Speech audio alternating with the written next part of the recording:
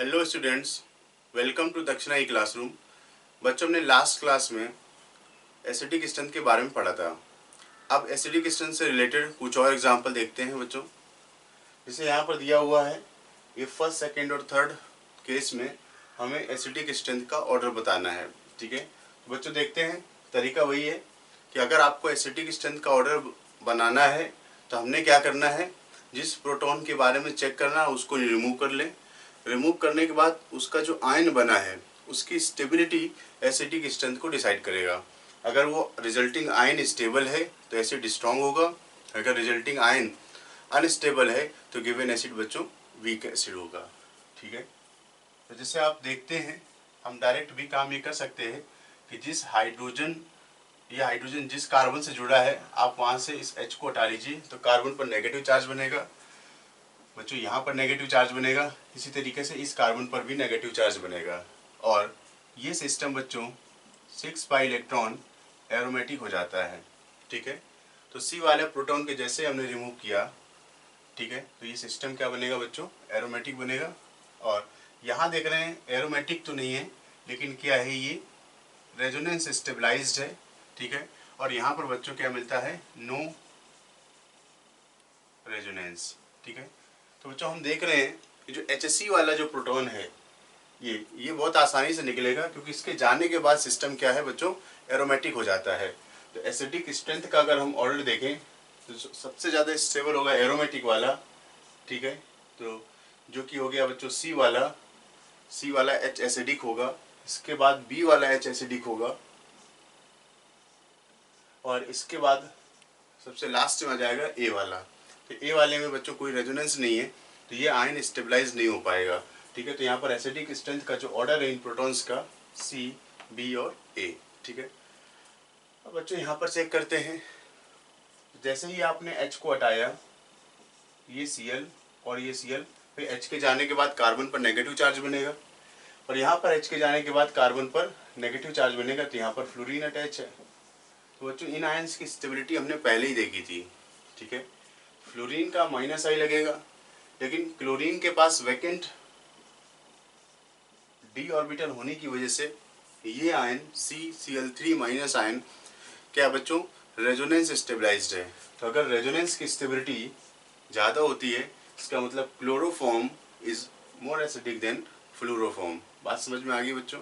ठीक है, क्योंकि इसका आयन रेजोनेंस स्टेबलाइज है और इसमें सिर्फ I इफेक्ट लग रहा है, और रेजोनेंस का इफेक्ट I इफेक्ट से बच्चों ज़्यादा होता है। ठीक है, अब बच्चों यहाँ पर नेक्स्ट चेक करते हैं, ये H और ये H1 और H2 को कंपेयर करते हैं, कौन ज़्यादा एसिडिक होगा। ठीक है बच्चों, तो आपको क्या करना है, ठीक है, प्रोटॉन रिमूव कर लीजिए। जैसे ही हमने प्रोटॉन रिमूव किया, यहाँ पर नेगेटिव चार्ज बनेगा।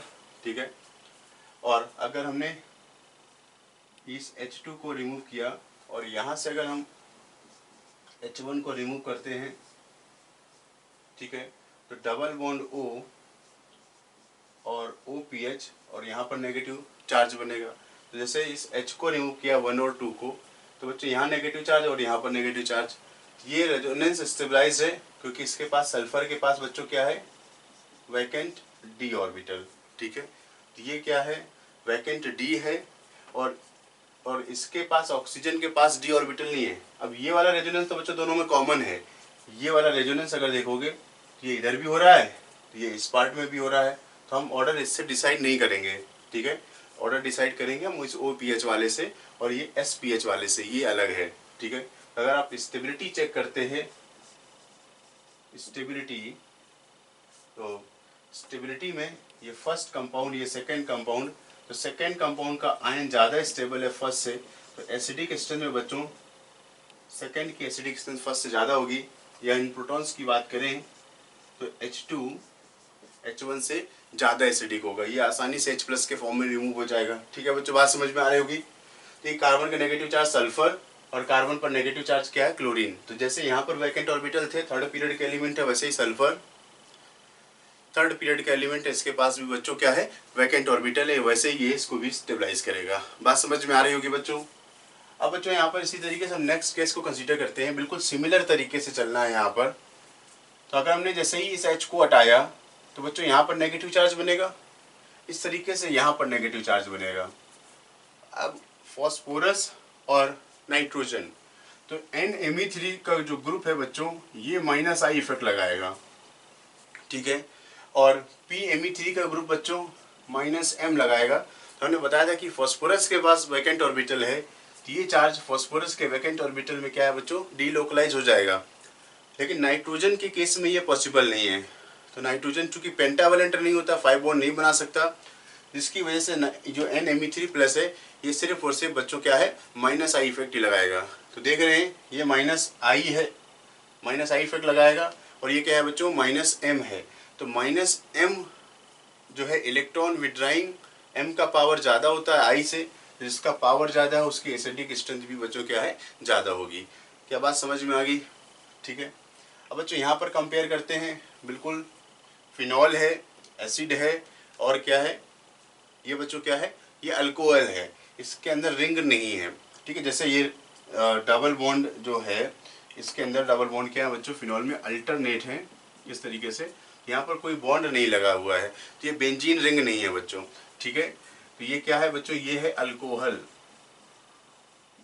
बच्चों, ये क्या है बेंजीन से जुड़ा हुआ है, ये है फिनॉल, और ये बच्चों क्या है, ये एसिड है।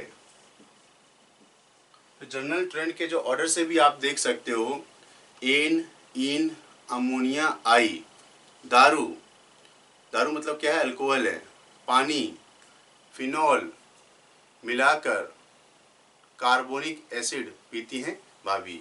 तो आप देखिए ये एसिड है, तो एसिड की स्ट्रेंथ ज़्यादा होगी, एसिड के बाद फिनॉल था, तो उस जर्नल ऑर्डर में जो जो चीज़ें आपको दिया है उन्हीं को चेक कर लेना है, और अल्कोहल है, ठीक है।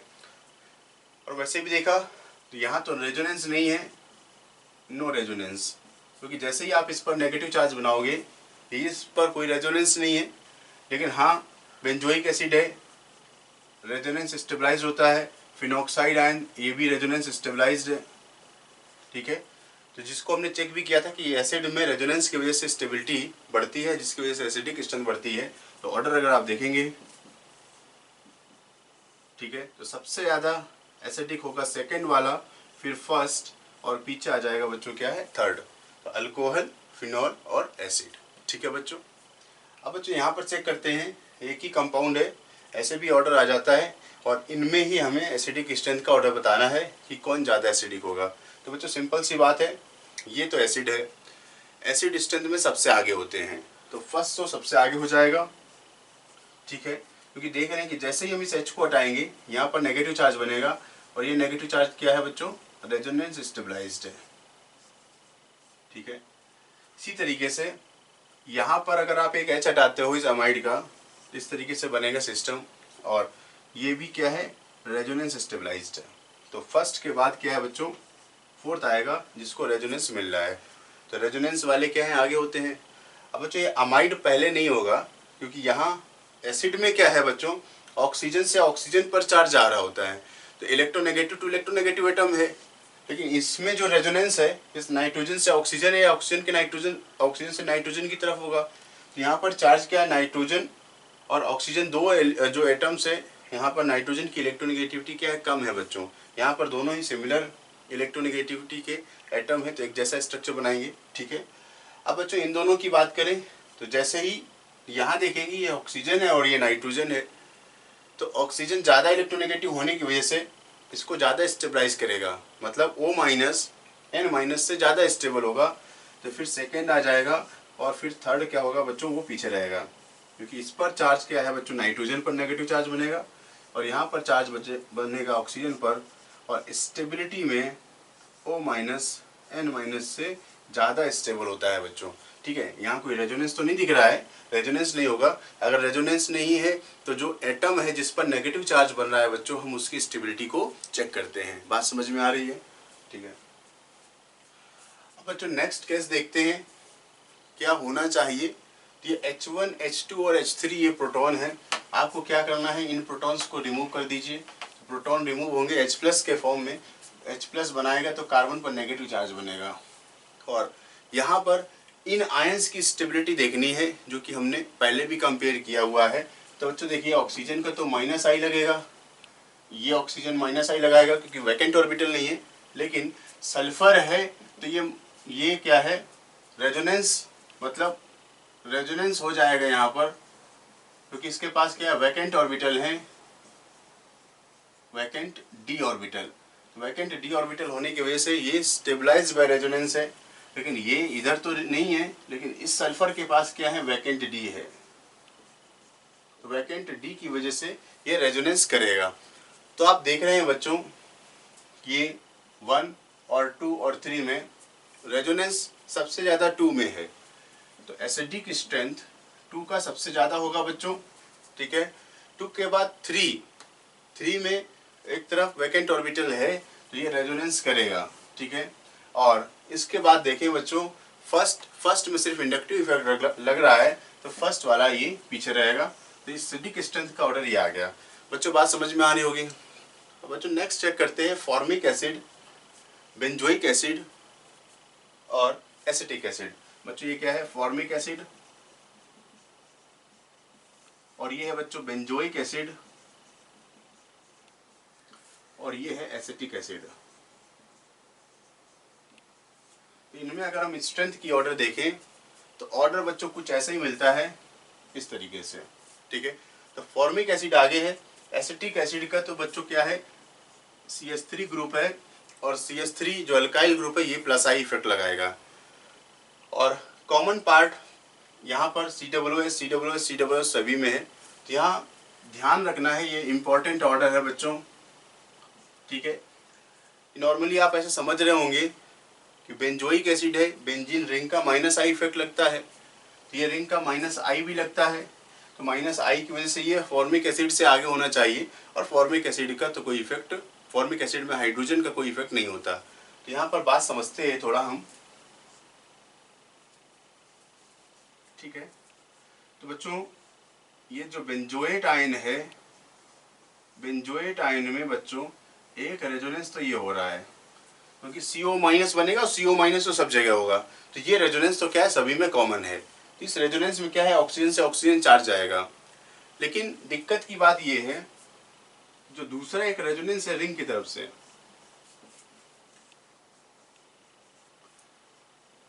तो बेंजीन रिंग का एक तरीके से हम प्लस हम कह सकते हैं, ये इधर क्या करेगा, इस तरफ से ये इलेक्ट्रॉन पुल कर रहा है, मतलब रिंग अपना इलेक्ट्रॉन सप्लाई कर रहा है इस C डबल बॉन्ड O को, तो रिंग का प्लस एम इफेक्ट कह सकते हैं इसको। और इससे क्या होगा, डबल बॉन्ड ये positive charge carbon O minus और O माइनस, ये क्या कर रहा है, यहाँ पर देखेंगे तो चार्ज ऑक्सीजन टू ऑक्सीजन जा रहा है, 1 यूनिट का चार्ज है, लेकिन ये क्या कर रहा है, इस ऑक्सीजन पर एक नेगेटिव चार्ज और बना रहा है। तो यहाँ पर देखेंगे इस पर भी -1 यूनिट का चार्ज दिख रहा है, और यहाँ पर भी -1 यूनिट का चार्ज बच्चों दिख रहा है। इसका मतलब क्या है, इसका प्लस एम इस आयन को, CO माइनस आयन को क्या करता है बच्चों, डिस्टेबलाइज करता है। एक इंपॉर्टेंट बात है यहाँ, ये ठीक है, ये रेजोनेंस तो CO माइनस का CO माइनस का इन सभी एसिड्स में होगा, लेकिन रिंग का एडिशनल प्लस एम इफेक्ट इस आयन को, CO माइनस आयन को क्या करता है बच्चों, डिस्टेबलाइज करता है, क्योंकि इसने चार्ज बढ़ा दिया। हमने आपको बताया था कि स्टेबिलिटी इंक्रीज होती है जब चार्ज रिड्यूस हो। चार्ज रिड्यूस का होने का मतलब नेगेटिव चार्ज था, इसको कम करना था, यहाँ पर क्या है, ये बढ़ गया है, जिसकी वजह से ये क्या है, डिस्टेबलाइज हो रहा है, ठीक है। इसकी वजह से ये बात समझ में आती है कि फॉर्मिक एसिड से ये पीछे रह जाता है, ठीक है बच्चों। इस वजह से इस चीज, ये जो ऑर्डर है काफी इंपॉर्टेंट है, इसे हमें याद रखना है, ठीक है। अब बच्चों नेक्स्ट केस देखते हैं।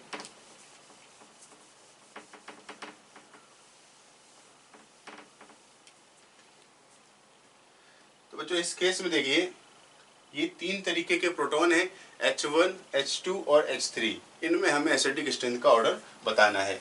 तो हम क्या करते हैं बच्चों, एक एक करके देखते हैं।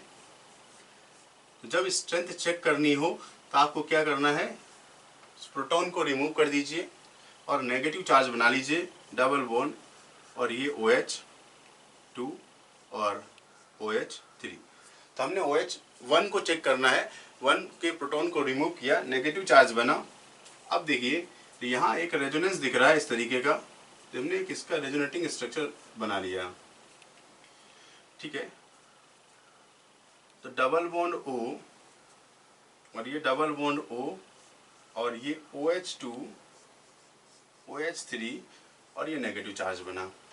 अब बच्चों मान लो हमने 2 का चेक करना है, तो आप क्या करो कि 2 के प्रोटॉन को भी रिमूव कर लो।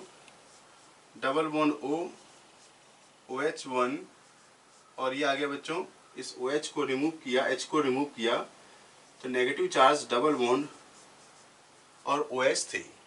अब देखिए बच्चों इसका जो रेजोनेंस है ये ऐसे दिख रहा है, ठीक है। तो इसका रेजोनेटिंग स्ट्रक्चर बना लिया हमने, इसका भी बना लेते हैं। तो O minus double bond OH1 और डबल बॉन्ड O और OH3, ठीक है। बच्चों कंपेयर करिए, इस ऑक्सीजन का चार्ज कार्बन पर आ रहा है, ठीक है, लेकिन इस ऑक्सीजन का चार्ज कहाँ जा रहा है, ऑक्सीजन टू ऑक्सीजन डीलोकलाइजेशन है। इसका मतलब H2 ज़्यादा स्टेबल हो रहा है, H2 का प्रोटॉन हटाने के बाद रिजल्टिंग आयन ज़्यादा स्टेबल है इन कंपेरिजन टू H1। अब अगर बच्चों H3 की बात करें तो H3 में भी देख लीजिए OH1 OH2 और O माइनस, ठीक है। यहाँ पर सिग्मा है और ये सिग्मा बॉन्ड है, तो इसमें क्या है बच्चों, 2 सिग्मा बॉन्ड लगातार आ रहे हैं। इसकी वजह से क्या है, यहाँ पर रेजोनेंस नहीं है, नो रेजोनेंस, ठीक है, इसमें कोई रेजोनेंस नहीं है। तो बच्चों एसिडिक स्ट्रेंथ का ऑर्डर बनेगा, रेजोनेंस ना होने की वजह से H3 तो बच्चों पीछे रहेगा। अब H1 और H2 में देखें तो बच्चों क्या है कि H2 वाला ज़्यादा रेजोनेंस स्टेबलाइज है, क्योंकि चार्ज ऑक्सीजन टू ऑक्सीजन जा रहा है। तो H2 तो बच्चों सबसे आगे होगा और फिर आ जाएगा H1। तो इसमें हम फर्स्ट और सेकंड में इनमें स्टेबिलिटी कंपेयर करते हैं, तो सेकंड ज़्यादा स्टेबल है फर्स्ट से, और सेकंड बना है बच्चों H2 के प्रोटॉन को रिमूव करके। देख रहे हैं कि यहाँ पर A B C D में डिफरेंट एसिडिक H दिए हुए हैं और हमें बच्चों इनकी स्ट्रेंथ को कंपेयर करना है, ठीक है। तो पहले देख लेते हैं कि कार्बोक्सिलिक एसिड है, कौन कौन सा एसिड प्रेजेंट है उनको देख लेते हैं बच्चों। ये क्या है, एसिड कार्बोक्सिलिक एसिड है, ठीक है बच्चों। ये सल्फर वाला एसिड है SO3H, इसको हम कहते हैं सल्फोनिक एसिड, सल्फोनिक एसिड। ये बच्चों ट्रिपल बॉन्ड H है, अल्काइन। बच्चों SH है, ये थायो अल्कोहल है, ठीक है। और OH क्या है बच्चों, ये अल्कोहल है, ठीक है।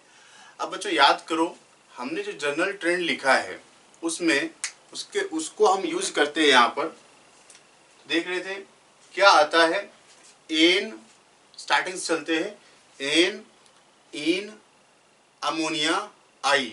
तो अब ना तो एन है ना तो इन है यहाँ पर, ना तो अमोनिया मतलब नाइट्रोजन का भी कोई डेरिवेटिव नहीं है, क्या है आइन है।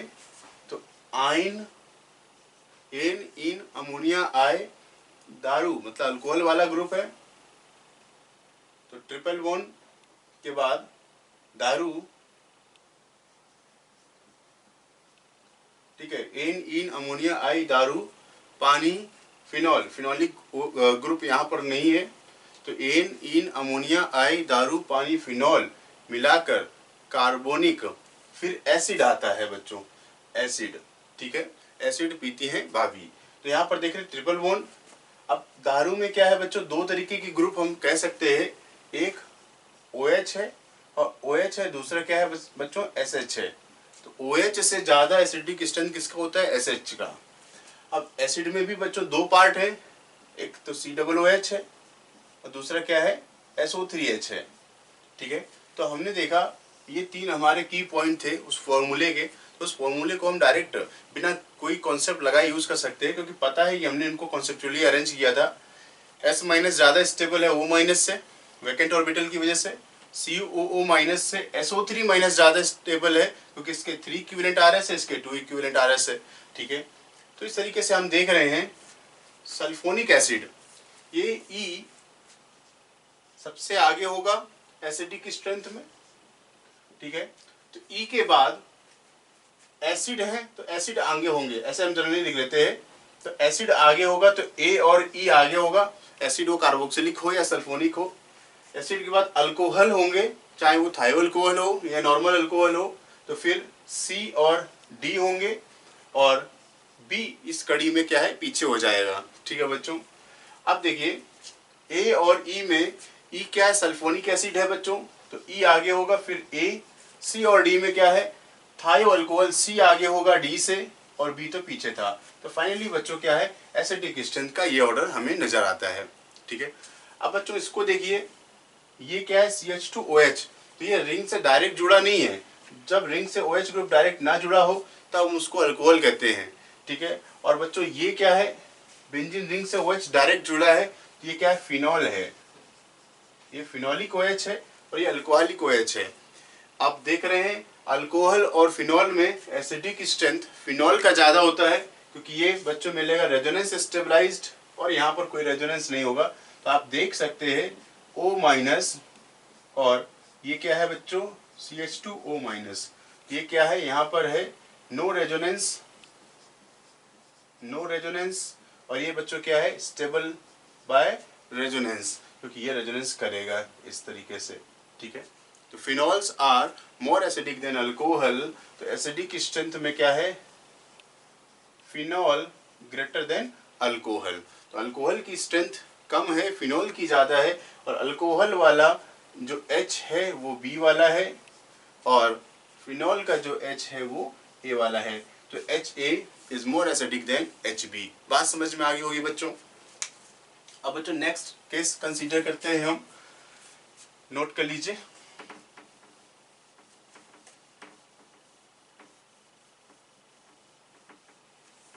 ठीक है। तो बच्चों यहाँ पर नेक्स्ट केस में देखते हैं कि ये फिनॉल है, फिनॉल है, फिनॉल है। अब सभी फिनॉल दिए हुए हैं, तो ग्रुप देखिए बच्चों CH3 इलेक्ट्रॉन डोनेटिंग ग्रुप होता है और NO2 क्या है बच्चों इलेक्ट्रॉन विड्राइंग ग्रुप होता है। तो एसिडिक स्ट्रेंथ में सबसे ज्यादा होता है आपका electron withdrawing group, acidic strength को बढ़ाता है। फिर रेफरेंस और electron donating group decreases acidic strength. तो बच्चों यहाँ तो कोई ग्रुप नहीं लगा है, तो उसी जगह पर देखो तो हाइड्रोजन है, तो ये रेफरेंस का काम करेगा। तो रेफरेंस कौन है बच्चों फर्स्ट। रेफरेंस से ज्यादा एसिडिक कौन होगा जहां पर इलेक्ट्रॉन विड्राइंग ग्रुप होगा, जो कि है बच्चों थर्ड। और रेफरेंस से कम एसिडिक कौन होगा जहां पर इलेक्ट्रॉन डोनेटिंग ग्रुप होंगे, जो कि है बच्चों सेकेंड। तो फाइनली ऑर्डर हमें ये नजर आता है। ठीक है बच्चों। अब हम नेक्स्ट केस कंसीडर करते हैं बच्चों। यहाँ पर भी देखिए ये बेंजोइक एसिड है, क्या नेम है बच्चों बेंजोइक एसिड, बेंजोइक एसिड। और ये बच्चों क्या है ये है फिनॉल, क्या है बच्चों फिनॉल। और ये क्या है sulphonic acid, benzene sulphonic acid. ठीक है। तो ये है बेंजीन सल्फोनिक एसिड। अब आप देखिए ऑर्डर में सल्फोनिक एसिड बेंजोइक एसिड से ज़्यादा स्ट्रांग होते हैं, अभी देखा हमने। तो फोर्थ आगे होगा फर्स्ट से। ठीक है। अब बच्चों सेकेंड और थर्ड क्या है पीछे रहेगा। ठीक है। तो ऑर्डर क्या है कार्बोक्सिलिक एसिड,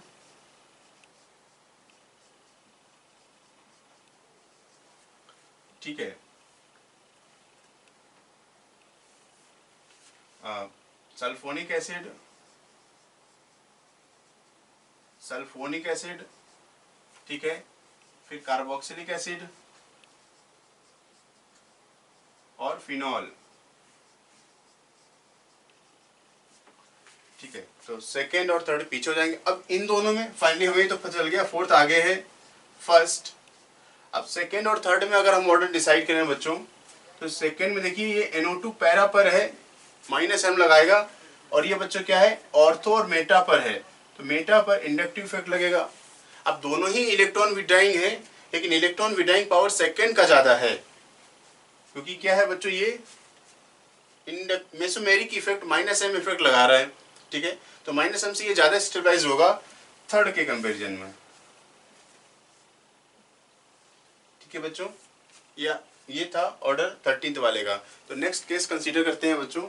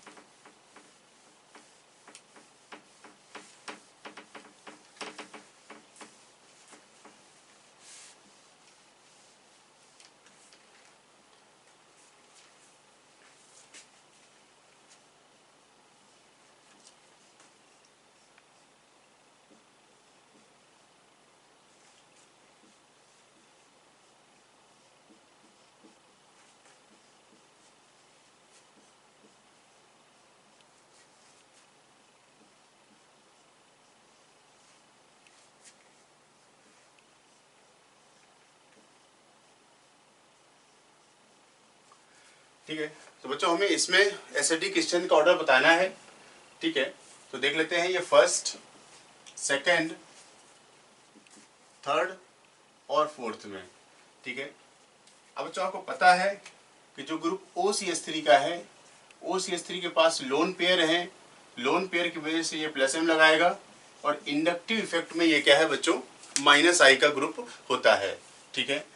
तो देखिए, अब अगर हम ऐसे बात करें तो ये मेटा पर है, तो मेटा पर बच्चों क्या है, माइनस आई लगेगा, और ये पैरा पर है तो माइनस आई भी लगा सकता है और प्लस एम भी लगा सकता है। और बच्चों ये क्या है, ऑर्थो पर है तो माइनस आई भी होगा और प्लस एम भी होगा। क्योंकि स्ट्रेंथ चेक कर रहे हैं और स्ट्रेंथ जो एसिड का है वो हमें निकालना है, तो एसिडिक स्ट्रेंथ में प्लस एम वाले उसको डिस्टेबलाइज करते हैं और माइनस आई वाले उसको स्टेबलाइज करते हैं, ठीक है, रिजल्टिंग आयन को। माइनस आई से क्या होगा, ये स्टेबलाइज्ड करेगा रिजल्टिंग एनायन को, प्लस एम से क्या करेगा बच्चों, डिस्टेबलाइज करेगा, ठीक है।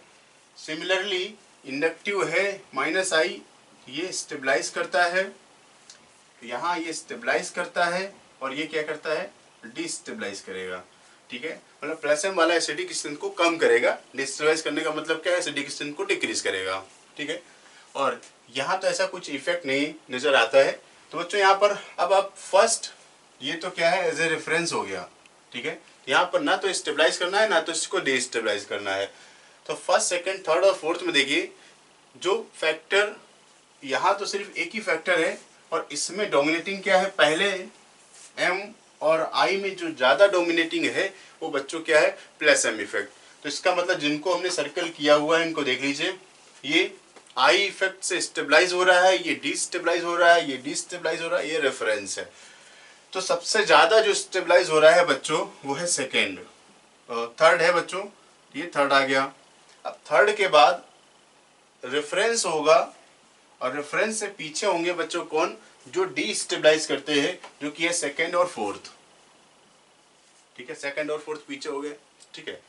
तो पहला फैक्टर था स्टेबलाइज हो रहा है, रेफरेंस है और ये डिस्टेबलाइज हो रहा है, ठीक है। तो थर्ड तो ठीक है, कोई दिक्कत नहीं है, फर्स्ट आ गया। अब हमें सेकेंड और फोर्थ में चेक करना है कि अब फाइनल ऑर्डर क्या होगा। अब सेकेंड और अगर फोर्थ में आप देखो तो हम एम इफेक्ट तो देख चुके हैं, एम इफेक्ट के हिसाब से हमने सेकेंड और फोर्थ को क्या किया, अलग कर लिया है कि सेकेंड और फोर्थ पीछे होंगे, ठीक है। अब इनमें आगे कौन होगा, तो एम की बात अब नहीं है, ठीक है। तो जब एम इफेक्ट हमने डिसाइड कर लिया, then order is decided by I effect. तो आई के हिसाब से देखो, ये पास में है, ठीक है, और इसका जो माइनस आई है दूर होने की वजह से कमजोर होगा, ये माइनस आई क्या है, वीक है, और यहां पर जो माइनस आई लगेगा वो बच्चों क्या है, स्ट्रॉन्ग है। तो स्ट्रॉन्ग माइनस आई मतलब क्या है, ये एसिडिक स्ट्रेंथ को बढ़ा देगा। तो सेकेंड, फिर क्या आ जाएगा बच्चों, फोर्थ। तो फाइनल ऑर्डर ये बना इनकी एसिडिक स्ट्रेंथ का, ठीक है बच्चों, बात समझ में आ गई। अब हम नेक्स्ट चेक करते हैं, नोट कर लीजिए बच्चों।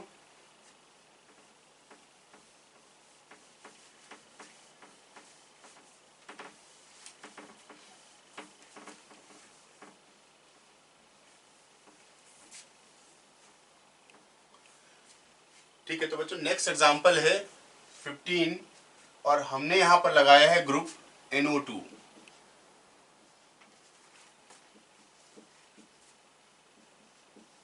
ठीक है, और बच्चों NO2 का रोल आपको पता है, -I का ग्रुप है और -M का ग्रुप है।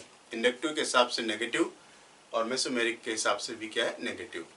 अब एक तरीके से ये पता चला ये दोनों ही हिसाब से क्या है, इलेक्ट्रॉन विड्राइंग ग्रुप है। ठीक है, तो अगर हम ऑर्डर लिखना चाहें, ठीक है, तो ये सेकंड, थर्ड और फोर्थ में जो ग्रुप प्रेजेंट है बच्चों वो क्या है, इलेक्ट्रॉन विड्राइंग है। ठीक है, तो एसिडिक स्ट्रेंथ सेकंड, थर्ड और फोर्थ का फर्स्ट से ज़्यादा होगा, क्योंकि इलेक्ट्रॉन विड्राइंग ग्रुप रिजल्टिंग जो आयन है उसको स्टेबलाइज करते हैं। अब बच्चों बात करते हैं इनमें जो फाइनल ऑर्डर है वो क्या होगा। देखिए ऑर्थो पोजीशन पर -I भी है, -M भी है, लेकिन मेटा पोजीशन पर सिर्फ इंडक्टिव इफेक्ट है और पैरा पर भी -I है और -M है। ठीक है, ये दोनों ही इफेक्ट ऑपरेट हो रहे हैं और इससे स्टेबलाइज हो रहा है, ये इससे भी स्टेबलाइज हो रहा है। ठीक है, ये -I से स्टेबलाइज हो रहा है, ये -I से स्टेबलाइज हो रहा है और -M से भी स्टेबलाइज हो रहा है। तो बच्चों सबसे ज़्यादा स्टेबिलिटी अगर आप देखो तो यहाँ दो लोग इसको स्टेबलाइज कर रहे हैं, इस आयन को स्टेबलाइज करेंगे, यहाँ भी 2 लोग करेंगे, इसमें सिर्फ अकेला फंस गया। ठीक है, तो इसका मतलब क्या हुआ, सेकेंड और फोर्थ में 2 लोग स्टेबलाइज कर रहे हैं और थर्ड को सिर्फ एक ही आदमी है जो इंडक्टिव -I का वो स्टेबलाइज कर रहा है, और ये क्या है, ये फंस तो पीछे ही था। तो ये तो हमने क्या किया, 2 स्टेबिलिटी के फैक्टर है, 2 स्टेबिलिटी के फैक्टर है, सिर्फ एक ही फैक्टर है। अब बच्चों इन दोनों में अगर आप चेक करें कि सेकेंड और फोर्थ में कौन होगा, तब सेकेंड और फोर्थ में देखें तो M तो कॉमन है, M इफेक्ट ऑर्थो और पैरा पर क्या है, सेम होता है, लेकिन I इफेक्ट जो है वो डिस्टेंस डिपेंडेंट है और यहाँ पर I इफेक्ट सबसे ज़्यादा होगा। ठीक है, तो आप बच्चों क्या है कि सेकंड तो आगे होगा, फोर्थ पीछे हो जाएगा, अब थर्ड और फर्स्ट, तो फाइनल ऑर्डर ये आ गया। अब बच्चों यहाँ पर एक दिक्कत है इस ऑर्डर में, अभी ये आंसर फाइनल नहीं है। ठीक है, तो फाइनल एसिडिक स्ट्रेंथ क्या है, फाइनल ऑर्डर जो बनेगा वो नजर आता है हमें फोर्थ, सेकंड, थर्ड और फर्स्ट। तो ये आपको पेपर में करना है। अब ये क्या है इस चीज को समझते हैं। तो बच्चों ये है पैरा नाइट्रोफिनॉल, पैरा नाइट्रोफिनॉल। ठीक है, और ये बच्चों क्या है, ऑर्थो नाइट्रोफिनॉल, ऑर्थो नाइट्रोफिनॉल और ortho nitrophenol is less acidic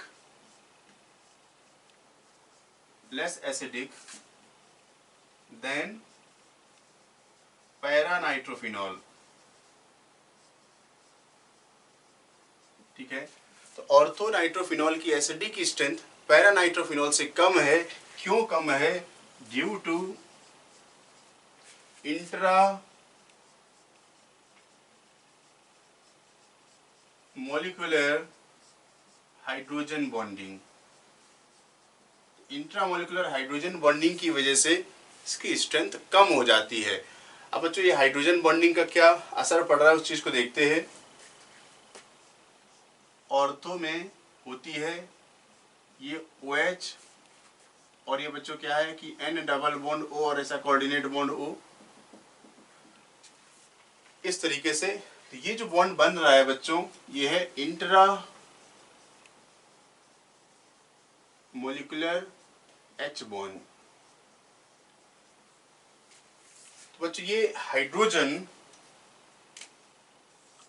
hydrogen को एसिडिक होने के लिए, अगर कोई हाइड्रोजन एसिडिक है तो H+ के फॉर्म में रिमूव होता है, ठीक है। तो ये H+ के फॉर्म में रिमूव होने से पहले ही क्या है, हाइड्रोजन बॉन्ड बना लेता है। तो हाइड्रोजन बॉन्ड बनाने की वजह से इसका एसिडिक स्ट्रेंथ बच्चों कम हो जाता है, ठीक है। मतलब this hydrogen is involve in hydrogen bonding, लेकिन एसिडिक के लिए तो H+ के फॉर्म में इसको रिलीज होना था, लेकिन ये तो महाराज क्या है, हाइड्रोजन बॉन्डिंग बनाने लगा हुआ है, ठीक है। लेकिन पैरा के केस में इंट्रामोलिकुलर हाइड्रोजन बॉन्डिंग नहीं हो पाती, तो ये क्या है, H आसानी से H+ के फॉर्म में रिमूव हो जाता है। तो इस केस में क्या है, इसको कोई दिक्कत नहीं है, ये O- और NO2 इसकी समस्या नहीं है, ठीक है। तो ये H+ के फॉर्म में रिमूव हो जाता है, लेकिन यहाँ पर हाइड्रोजन बॉन्डिंग में पार्टिसिपेट करता है, जिसकी वजह से इसका एसिडिक स्ट्रेंथ क्या है, ऑर्थो का पैरा वाले से कम हो जाता है, ठीक है बच्चों। नेक्स्ट एग्जांपल एक और देख लेते हैं।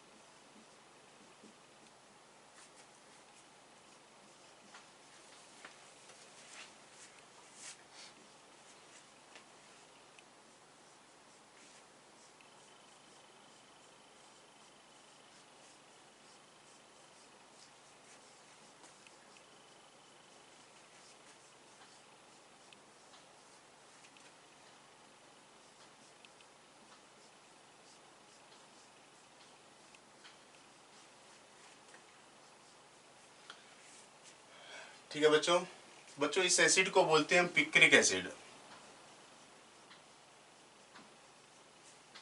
ठीक है। तो पिक्रिक एसिड की स्ट्रेंथ बहुत ज्यादा होती है, strong acid as mineral acid. तो मिनरल एसिड जो इनऑर्गेनिक एसिड्स है उनके बराबर इसकी एसिडिक स्ट्रेंथ लगभग होती है, ठीक है। तो अब देखिए बच्चों, फर्स्ट और सेकंड और थर्ड और फोर्थ में अगर हम ऑर्डर देख लें तो बच्चों क्या मिलना चाहिए हमें, तो देख रहे हैं कि NO2 जो ग्रुप है वो -M का ग्रुप होता है, ठीक है, इलेक्ट्रॉन विड्राइंग ग्रुप है। और इन सभी जगह सेकंड थर्ड और फोर्थ में क्या इलेक्ट्रॉन विड्राइंग ग्रुप लगा हुआ है। तो सेकंड थर्ड और फोर्थ फर्स्ट वाले से आगे होगा, ठीक है। अब देखिए सेकंड और थर्ड और फोर्थ में सबसे आगे कौन, यहाँ पर लिख लीजिए बच्चों, ये ग्रुप थर्ड वाला -I लगाएगा, ये -I लगाएगा, क्योंकि ये क्या है बच्चों, मेटा पोजीशन पर प्रेजेंट है। मेटा क्या है, थर्ड पोजीशन होती है, फर्स्ट सेकंड और थर्ड। इधर से भी देखेंगे तो फर्स्ट सेकंड और थर्ड, ठीक है, मतलब दोनों तरफ से थर्ड पोजीशन है, इस साइड से भी जा सकते हैं, इस साइड से भी जा सकते हैं, तो ये -I लगाएगा। और ये ऑर्थो पर है, ये पैरा पर है, तो -M और ये -M यहाँ पर ज्यादा है सेकंड वाले में, ठीक है। और फिर -M वाला ग्रुप फोर्थ वाला है, और -I वाला ग्रुप क्या है बच्चों, थर्ड का, और ये फर्स्ट। ये आ गया एसिडिक स्ट्रेंथ का ऑर्डर फाइनल, ठीक है। जो एसिडिक स्ट्रेंथ का ऑर्डर है यही ऑर्डर बच्चों Ka का है। pKa का ऑर्डर पूछ ले तो इसको रिवर्स कर देंगे हम, ठीक है। अब बच्चों यहाँ पर देखते हैं हेलोजन है, हेलोजन के -I इफेक्ट को हम कंसीडर करते हैं, हेलोजन के -I इफेक्ट को कंसीडर करते हैं। तो फर्स्ट सेकेंड थर्ड और फोर्थ में अगर हम ऑर्डर बनाएं तो बच्चों मिलेगा सेकेंड थर्ड और फोर्थ तो आगे होगा, क्योंकि -I से इलेक्ट्रॉन विड्राइंग है। अब इसमें चूंकि हेलोजेंस के केस में I इफेक्ट देखना है, और सबसे ज़्यादा I इफेक्ट तो ऑर्थो पर होता है, फिर ये मेटा पर, और पैरा पर क्या बच्चों और दूर चला गया, तो सेकेंड थर्ड फोर्थ और फर्स्ट, ठीक है बच्चों। 18th एग्जाम्पल देखते हैं।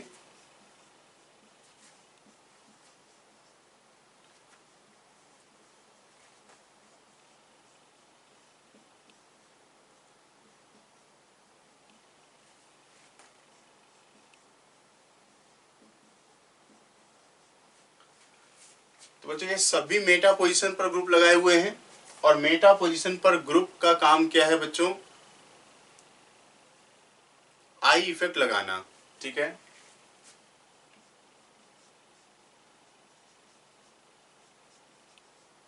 ठीक है। तो बच्चों देखिए ये तो माइनस आई है, माइनस आई है, माइनस आई है, मेटा पर रेजोनेंस नहीं होता तो सिर्फ इंडक्टिव इफेक्ट देखना है। और बच्चों यहाँ पर देख रहे हैं तो इसका क्या काम है बच्चों, प्लस आई। तो electron donating group acidic strength को डिक्रीज करते हैं। ठीक है, तो अगर आप आई पावर देखें तो माइनस आई सबसे स्ट्रॉन्ग NO2 पर है, फिर CN पर है और फिर पीछे हो जाएगा क्या है, क्लोरीन। ठीक है, तो फर्स्ट, सेकेंड, थर्ड और फोर्थ में बच्चों माइनस आई सबसे स्ट्रॉन्ग फर्स्ट में है। तो फर्स्ट में स्ट्रॉन्ग होने की वजह से ये एसिडिक स्ट्रेंथ फर्स्ट का सबसे ज़्यादा होगा, फिर बच्चों सेकेंड का होगा, फिर थर्ड और फोर्थ क्या होगा बच्चों, ऑर्डर में पीछे होगा क्योंकि ये प्लस आई इफेक्ट लगा रहा है। तो बच्चों एसिडिक स्ट्रेंथ में नेक्स्ट टॉपिक देखते हैं, acidic strength of substituted benzoic acids.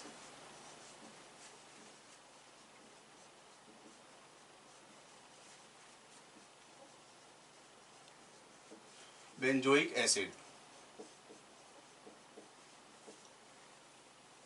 ठीक है। तो इस इफेक्ट मतलब बेंजोइक एसिड में हम देखते हैं सबसे पहले एक इफेक्ट है जिसको बोलते हैं ऑर्थो इफेक्ट।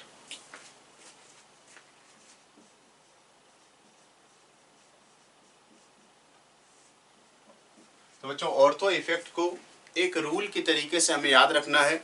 ऑर्थो इफेक्ट में है क्या बच्चों, इसमें ये कहा गया है कि ऑर्थो सब्स्टिट्यूटेड बेंजोइक एसिड अपने मेटा, पैरा और बेंजोइक एसिड से क्या है, ये स्ट्रॉन्ग होते हैं।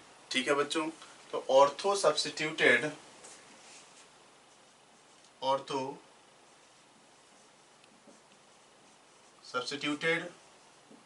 benzoic acid is stronger than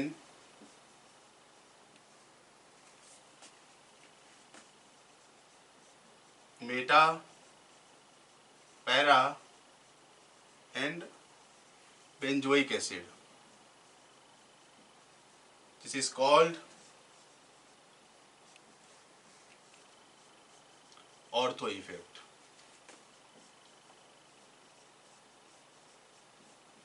ठीक है, अब बात यह है कि यहाँ पर ग्रुप कैसा भी हो, ग्रुप डोनेटिंग हो या ऑर्थो पर इलेक्ट्रॉन विड्राइंग ग्रुप हो, कोई भी ग्रुप हो, वो एसिड हमेशा आगे होगा।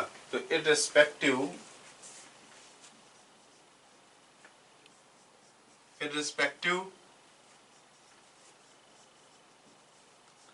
the nature of group present at ortho position। ठीक है बच्चों, तो ग्रुप कैसा भी रहे उससे मतलब नहीं है हमें। तो बच्चों देखते हैं कि क्या है मतलब इस चीज का, थोड़ा सा समझ लेते हैं कि ये बेंजोएट आयन है, इसका एक रेजोनेंस चलता है बच्चों इस तरीके से।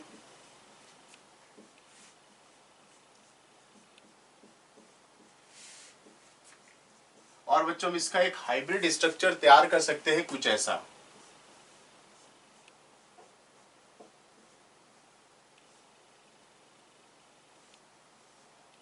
और जिसमें चार्ज है 1/2 -1 यूनिट का नेगेटिव चार्ज प्रेजेंट है। तो यहाँ पर चार्ज पर एटम देख रहे हैं 50% है, आधा चार्ज एक ऑक्सीजन पर है, आधा चार्ज दूसरे ऑक्सीजन पर है। ठीक है, तो ये रेजोनेंस तो इसको स्टेबलाइज करता है इस एसिड को। साथ में बच्चों एक रेजोनेंस और चलता है, वो ये है इस तरीके का। इस रेजोनेंस से क्या होगा बच्चों, रिंग का पॉजिटिव चार्ज ये O माइनस और यहाँ पर O माइनस, ठीक है, और ये डबल बॉन्ड। तो अब बच्चों यहाँ पर देखें कि चार्ज पर एटम क्या है, -1 यूनिट का, -1 यूनिट, -1 यूनिट। ये वाला रेजोनेंस जो बेंजीन रिंग का रेजोनेंस है, ये इसको डीस्टेबलाइज करता है। ये फैक्टर तो स्टेबलाइजिंग है, ये फैक्टर क्या है, डीस्टेबलाइजिंग है। तो अगर हम इस रेजोनेंस को किसी तरीके से रोक लें, ये जो रेजोनेंस चल रहा है रिंग वाला, रिंग का रेजोनेंस रोकना, अगर ये रुक जाए तो ये क्या है, ये इसको डीस्टेबलाइज नहीं कर पाएगा। हम क्या करते हैं, COOH जो ग्रुप है, एसिड के ऑर्थो पोजीशन पर एक ग्रुप लगा देते हैं, ठीक है। तो ये ग्रुप क्या करता है,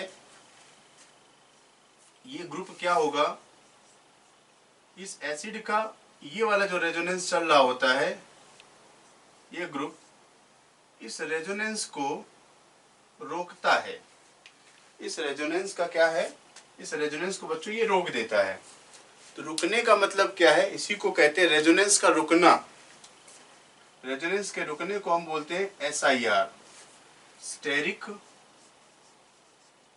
इनहिबिशन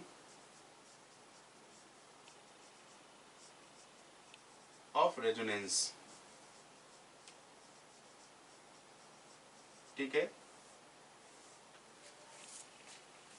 तो ग्रुप ऑर्थो पोजीशन पर आता है, तो स्टेरिक हिंड्रेंस की वजह से बच्चों ये रेजोनेंस क्या है, रुक जाता है।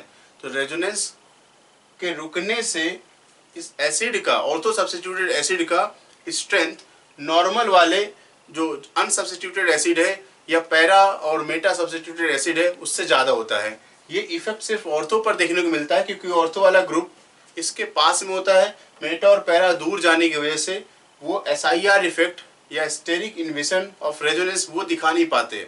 समझ रहे हैं बच्चों। तो ये रेजोनेंस ऑर्थो पोजीशन पर आने से स्टेरिक हिंड्रेंस की वजह से COO ग्रुप, माइनस ग्रुप और रिंग, ये क्या है, एक दूसरे से रेजोनेंस में नहीं रह पाते। हम कहते हैं कि ये रिंग क्या है, आउट ऑफ प्लेन चली जाती है, और यहाँ पर रेजोनेंस क्या है बच्चों, रुक जाता है, ठीक है। और रेजोनेंस के रुकने से ही ऑर्थो सब्स्टिट्यूटेड एसिड जो है स्ट्रॉन्गर एसिड बन जाते हैं, ठीक है। कुछ एग्जाम्पल देखते हैं बच्चों।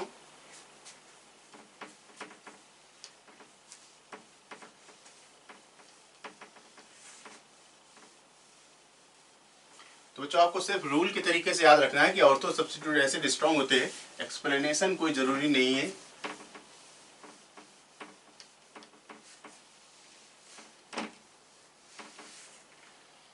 ठीक है, देखिए अगर हमने इसको लिखा है,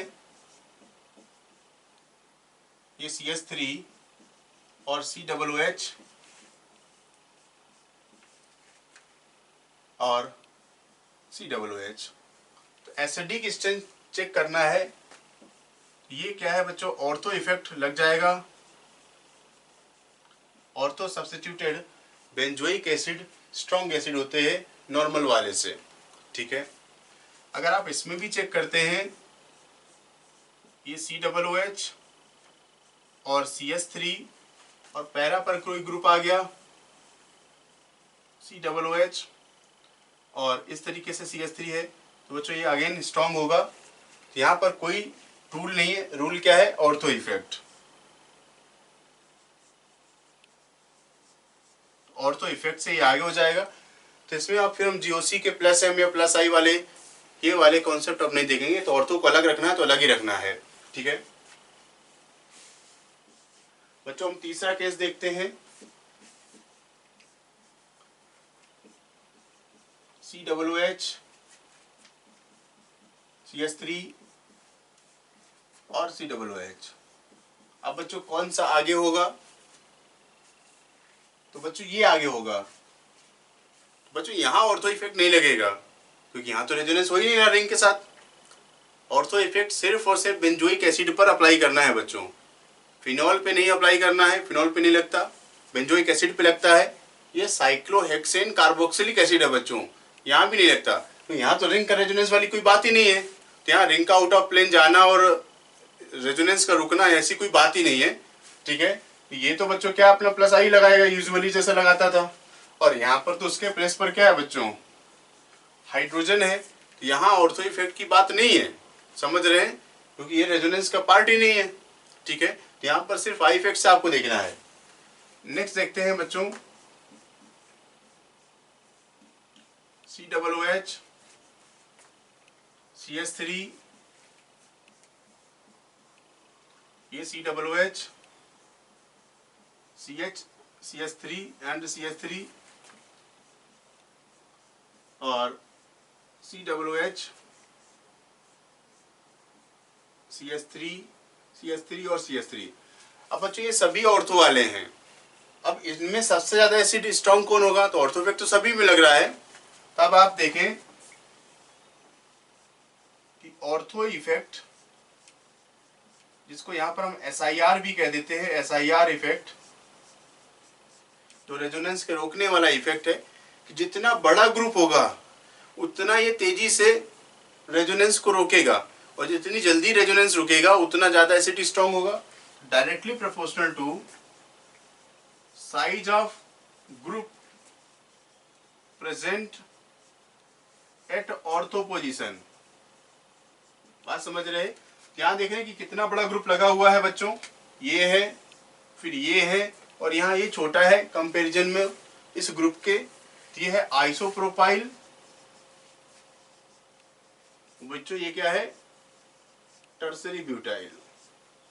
ठीक है, तो साइज ऑफ ग्रुप की बात करें अगर हम, तो सबसे ज्यादा ग्रुप ये फर्स्ट, सेकेंड और थर्ड में एसिडिक स्ट्रेंथ का ऑर्डर बन जाएगा बच्चों। थर्ड सबसे ज्यादा एसिडिक होगा, फिर सेकेंड और फर्स्ट। तो जितना बड़ा ग्रुप होगा ऑर्थो पोजीशन पर उतना ज्यादा ऑर्थो इफेक्ट का एक्सटेंट होगा और एसिडिक स्ट्रेंथ क्या है वहां पर ज्यादा होगी बच्चों। ठीक है,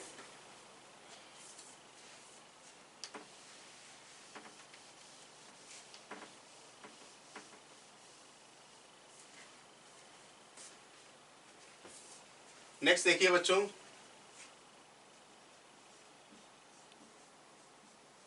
COOH क्लोरीन, आयोडीन और ब्रोमीन।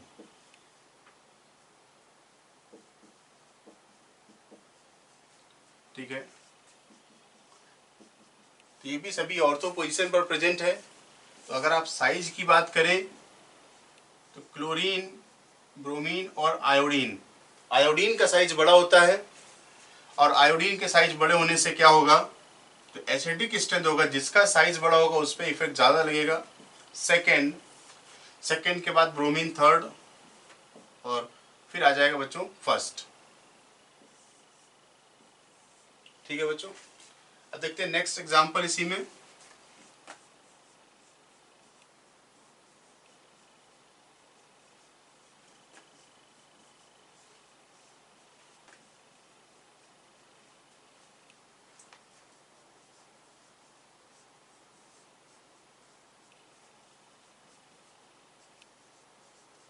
तो बच्चों इसमें हमें चेक करना है, ऑर्थो, मेटा और पैरा पर हमने NO2 ग्रुप लगाया हुआ है और एसिडिक स्ट्रेंथ का ऑर्डर क्या होगा।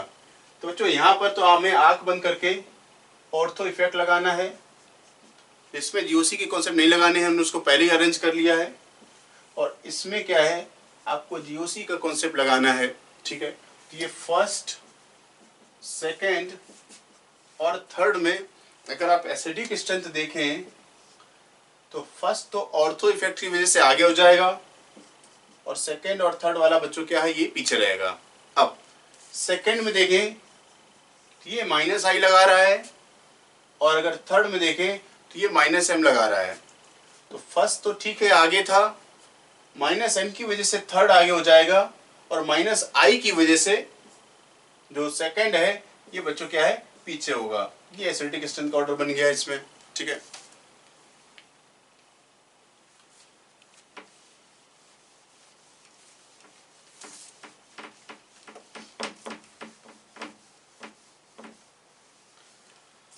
तो नेक्स्ट केस देखते हैं।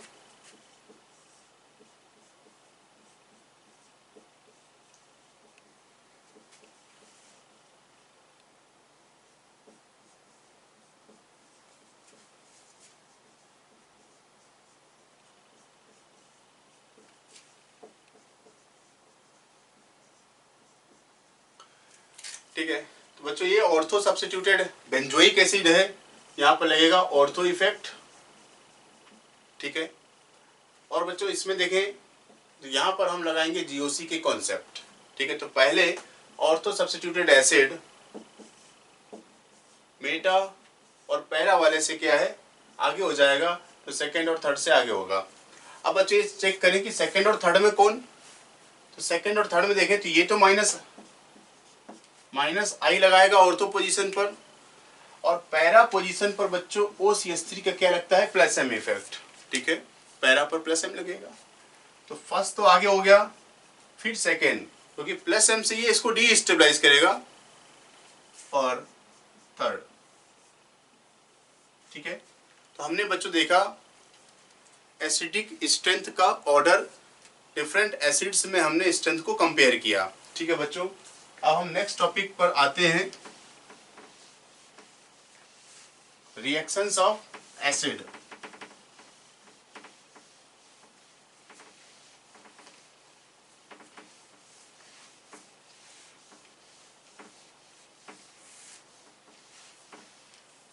ठीक है बच्चों।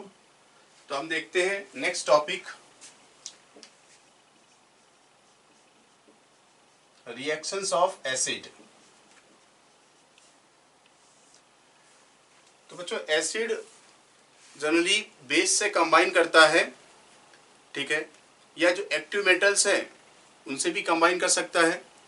ठीक है। देखते हैं एक्टिव मेटल में, देखें कि एसिड के पास क्या है बच्चों, एसिडिक H होता है, और एसिडिक H के साथ जो रिएक्शंस होती है, रिएक्शन विथ सोडियम मेटल। ठीक है। Reaction with NaH, reaction with NaOH, reaction with sodium bicarbonate. ठीक है बच्चों। तो इस तरीके से हम इन रिएक्शंस को देखते हैं।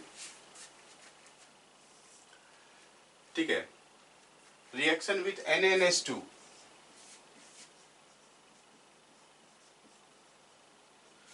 ठीक है। तो बच्चों देखिए, अगर कोई एसिड है जैसे RCOOH है, और हमने उसमें अगर सोडियम मेटल के साथ रिएक्ट करवाते हैं, आपको पता है बच्चों, अगर POC में भी हमने देखा था कि एसिड में सोडियम मेटल मिलाने पर जो गैस लिबरेट होती है बच्चों, क्या है, हाइड्रोजन। तो ये बन जाएगा RCOO- Na+, ऐसा एक आयन बनेगा, और हाइड्रोजन चूंकि अलग हो रहा है, तो हाइड्रोजन बच्चों क्या है, गैस के फॉर्म में हाइड्रोजन लिबरेट होती है। ठीक है। इसी तरीके से देख रहे हैं कि अगर इसमें हम NaH मिला दें, तो NaH क्या है, Na+ और H-, तो H- इस H+ के साथ कंबाइन करके क्या करेगा बच्चों, यहाँ पर भी हाइड्रोजन गैस बनाएगा। यहाँ पर आधा मोल बनती है गैस, यहाँ पूरा बनता है 1 मोल। ठीक है। क्योंकि ये क्या है बच्चों, O- और H+ के फॉर्म में रिलीज होगा। तो Na+ है और क्या है बच्चों, H-, ये H- H+ के साथ कंबाइन करके H2 बन जाएगा, और ये H+ सोडियम के इलेक्ट्रॉन को पकड़ करके न्यूट्रलाइज हो जाएगा। क्योंकि सोडियम बच्चों क्या करता है, Na+ और इलेक्ट्रॉन बनाता है। ठीक है। तो ये O- इस प्लस के साथ कंबाइन करके क्या बन जाएगा, O- और Na+, और हाइड्रोजन इस इलेक्ट्रॉन को पकड़ के क्या बन जाएगा, न्यूट्रल फॉर्म में H2, half mole H2 gas के फॉर्म में। ठीक है। तो इस तरीके से आ गया। अब बच्चों इसी में आप देखें, अगर इसमें हमने NaOH मिला दिया, तो NaOH में भी क्या है, Na+ और OH-, ये OH- इसके H से कंबाइन करके पानी बना लेगा, तो ये वाटर बन जाएगा, और साथ में बनेगा सॉल्ट, ये Na+, तो एसीटेट आयन बना लेगा, मतलब कार्बोक्सिलेट आयन बना लेगा। और देखिए, अगर आप इसमें NaHCO3 मिलाते हैं, तो बच्चे क्या है, बाइकार्बोनेट आयन। बाइकार्बोनेट आयन जब किसी एसिड में मिलाएंगे, तो ये क्या करता है, CO2 गैस को रिलीज करता है। ये बनेगा CO2 + H2O और RC≡O, O- Na+। तो इसमें भी क्या है बच्चों, Na प्लस और HCO3 माइनस। तो ये HCO3 माइनस इसके H प्लस से कंबाइन करके H2CO3 बना लेता है। एसिड का H plus HCO3 minus combine करके बच्चों क्या बना लेगा, H2CO3। और कार्बोनिक एसिड अनस्टेबल एसिड होता है, वो CO2 और H2O में ब्रेक हो जाता है। तो सोडियम बाइकार्बोनेट के साथ जो गैस रिलीज होगी वो CO2 है, सोडियम के साथ हाइड्रोजन गैस, NaH के साथ हाइड्रोजन गैस। नेक्स्ट रिएक्शन भी देख लेते हैं बच्चों। अगर हम NaNH2 की बात करें तो NaNH2 में भी क्या है बच्चों, Na प्लस और NH2 माइनस आयनिक है। तो Na प्लस है, इसके साथ चपक जाएगा, क्या बना लेगा, RCOO माइनस। और अब NH2 माइनस और H प्लस मिल करके क्या बनेंगे बच्चों, अमोनिया। यहाँ पर जो गैस रिलीज होगी वो क्या है बच्चों, अमोनिया। तो बच्चों रिएक्शंस ऑफ एसिड के ऊपर हम एक क्वेश्चन देखते हैं। इस तरीके से 2 मोल्स ऑफ बेस के लिए गए हैं। NaNH2 एक बेस है और आपसे ये पता करना है कि यहाँ पर 2 मोल में कौन सा वाला ज़्यादा तेजी से कंबाइन करेगा। ठीक है, तो कौन से एसिडिक H रिप्लेस होंगे वो देखना है। तो बच्चों यहाँ पर देखते हैं, ये OH है, ये OH है और ये अल्काइन है। यहाँ पर बच्चों हमने COOH लगाया हुआ है। ठीक है, तो आप एसिडिक स्ट्रेंथ को अगर देखें, हम अगर इसको H1 कहें, इसको H2 कहें, इसको H3 कहें, इसको H4 कहें, बच्चों एसिड बेस से कंबाइन करता है और जितना ज़्यादा एसिडिक H होगा वो उतनी तेजी से कंबाइन करेगा। तो बच्चों यहाँ पर एसिडिक स्ट्रेंथ अगर आप H की देखते हैं तो ये एसिड है। ठीक है, एसिड की स्ट्रेंथ सबसे ज़्यादा होती है H1। एसिड के बाद बच्चों फिनॉल आता है, तो फिनॉल, ये दोनों ही फिनॉल हैं और NO2 का माइनस आई इस फिनॉल को ज़्यादा स्ट्रॉन्ग बनाता है, H3 को। ठीक है, और इसके बाद बच्चों H2 होगा और H4 स्ट्रेंथ में, एसिडिक स्ट्रेंथ में क्या है बच्चों, पीछे होगा क्योंकि अल्काइन है। तो एसिड, फिर फिनॉल और अल्काइन बाद में आ जाएगा। तो बच्चों अगर मैं 2 मोल लिया है, अगर हम 1 मोल लेते तो H1 अलग होता, उसकी जगह क्या आ जाता, सोडियम आ जाता। हमने 2 मोल लिए हैं तो H1 भी जाएगा और H3 भी जाएगा। ठीक है बच्चों, अगर हम 3 मोल लिए होते तो H2 भी कंबाइन करता और 4 मोल में तो कोई दिक्कत ही नहीं है, सबके सब सारे एसिडिक H चले जाते हैं। ठीक है, तो बच्चों यहाँ पर जो प्रोडक्ट बनेगा वो पूछ लेगा आपसे, प्रोडक्ट क्या होगा, COO माइनस, Na प्लस चाहो तो लिख लें। ठीक है, और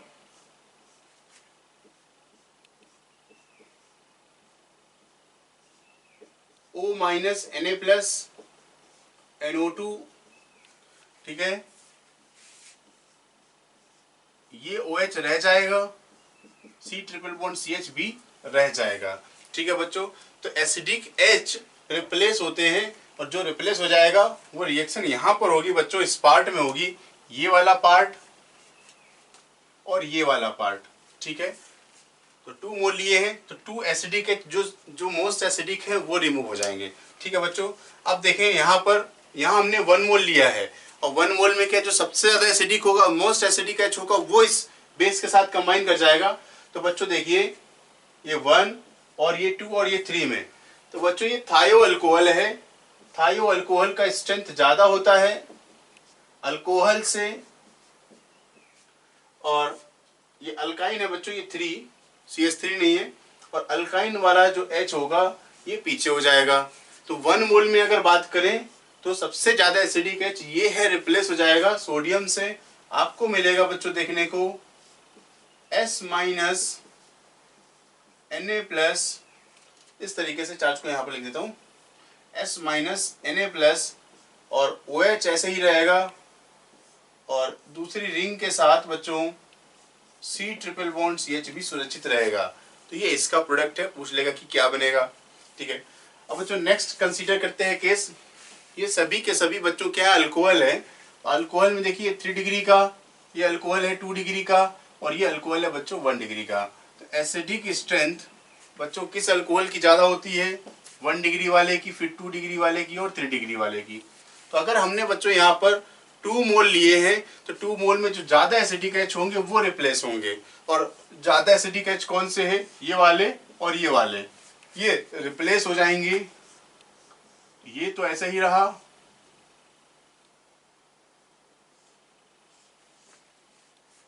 और ये बन गया बच्चों O माइनस Na+, और साथ में मिला हमें यहाँ पर O माइनस Na+। ठीक है बच्चों, इस तरीके से ये प्रोडक्ट यहाँ पर बनेगा। बच्चों अगर हम इसकी बात करें, यहाँ भी 2 मोल है, तो 2 मोल में ज़्यादा एसिडिक H रिप्लेस होंगे। अब ज़्यादा एसिडिक H कौन है? तो एसिडिक स्ट्रेंथ अगर आप देखें तो हम इसमें 1, 2 और 3 और 4 में एसिडिक H की बात करें तो 2, फिर 3, 1 और 4। ठीक है, तो एन, इन, अमोनिया, आई, दारू, पानी, फिनॉल मिलाकर कार्बोनिक एसिड पीती है भाभी के हिसाब से। देखिए तो अल्कोहल आगे हो गया, फिर ये sp कार्बन है अल्काइन वाला हो गया, फिर नाइट्रोजन वाला हो गया, और फिर ये अल्काइन के एल्कीन के जो हाइड्रोजन होते हैं वो कम एसिडिक होंगे। ठीक है, तो अगर हमने 2 मोल लिया है तो बच्चों यहाँ पर क्या बनेगा? NH2 और CH डबल बॉन्ड CH2 और C triple bond C minus Na+, और बच्चों यहाँ पर आ जाएगा O माइनस Na+। ठीक है बच्चों हम एसिड में सोडियम बाइकार्बोनेट का जो रिएक्शन था उसको थोड़ा सा डिटेल में देखते हैं, जिसको हम सोडियम बाइकार्बोनेट टेस्ट के नाम से भी जानते हैं। Sodium bicarbonate test. ठीक है बच्चों, अब हमने पीओसी में भी थोड़ा सा देखा था इसके बारे में। तो सोडियम बाइकार्बोनेट टेस्ट का मतलब ये है, क्या होता है इसमें, अगर हमने एसिड लिया है और सोडियम बाइकार्बोनेट मिलाते हैं तो क्या है बच्चों, ये एसिड की पहचान है, ये CO2 गैस रिलीज करता है। अगर ये फिनॉल होता, फिनॉल में अगर हम सोडियम बाइकार्बोनेट मिलाते हैं, ठीक है, तो बच्चों क्या है, CO2 गैस रिलीज नहीं होती। इसका मतलब यह है कि sodium bicarbonate test is used to differentiate between acid and phenol. अगर आप एक को एसिड और फिनॉल दिया है तो हम पता लगा सकते हैं सोडियम बाइकार्बोनेट टेस्ट से। ठीक है बच्चों, तो sodium bicarbonate is used to distinguish between phenol and acid। ठीक है बच्चों, एसिड में टेस्ट मिलता है। अब कौन से एसिड सोडियम बाइकार्बोनेट टेस्ट देते हैं? ठीक है, तो acids stronger than carbonic acid. Carbonic acid will liberate CO2 from sodium bicarbonate। ठीक है, तो कार्बोनिक एसिड से स्ट्रॉन्ग एसिड CO2 को लिबरेट करते हैं। ठीक है बच्चों, अब फिनॉल की बात करें तो phenol is less acidic than carbonic acid. ठीक है, तो एन, इन, अमोनिया, आई, दारू, पानी, फिनॉल पीछे मिलाकर कार्बोनिक एसिड पीती हैं भाभी। ठीक है, तो कार्बोनिक एसिड से पीछे क्या है, फिनॉल। अब बच्चों यहाँ कुछ पॉइंट इंपॉर्टेंट है जो आपको याद रखना है, उसको देखते हैं।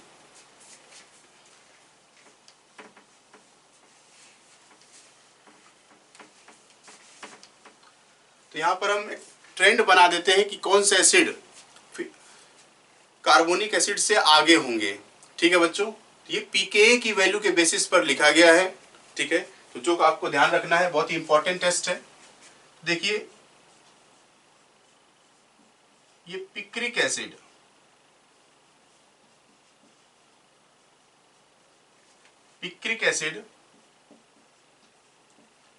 ठीक है, और इस तरीके का फिनॉल जिसके ऑर्थो और पैरा पर ग्रुप लगा हुआ है, या इस तरीके का फिनॉल जिसमें ऑर्थो या पैरा पर एक NO2 ग्रुप लगा हुआ है।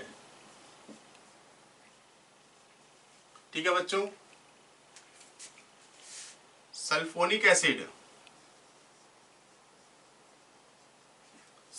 एसिड, कार्बोक्सिलिक एसिड, ठीक है, ये सभी फिनॉल से ज़्यादा एसिडिक होते हैं।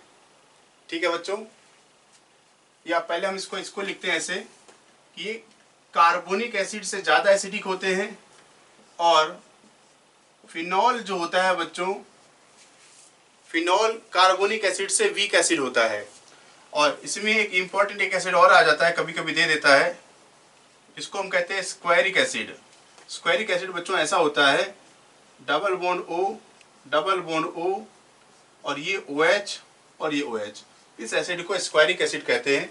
अगर ये सभी के सभी इनमें अगर हमने सोडियम बाइकार्बोनेट मिलाया तो बच्चों क्या है, CO2 गैस रिलीज होती है। ठीक है, और फिनॉल में अगर हमने लिया सोडियम बाइकार्बोनेट के साथ टेस्ट करवाते हैं तो यहाँ पर CO2 गैस बच्चों रिलीज नहीं होती। तो सोडियम बाइकार्बोनेट टेस्ट देख रहे हैं कि acids stronger than carbonic acid will liberate CO2 from sodium bicarbonate. CO2 कहाँ से रिलीज होती है, ये भी बच्चों ध्यान रखना है, कहाँ से रिलीज होती है, ये रिलीज होती है सोडियम बाइकार्बोनेट से। इसकी रिएक्शंस हमने POC में भी देखी थी। तो एक दो कॉमन रिएक्शन देखते हैं, जैसे RSO3H है और सोडियम बाइकार्बोनेट आ गया तो क्या मिलेगा बच्चों, RSO3Na प्लस CO2 और H2O।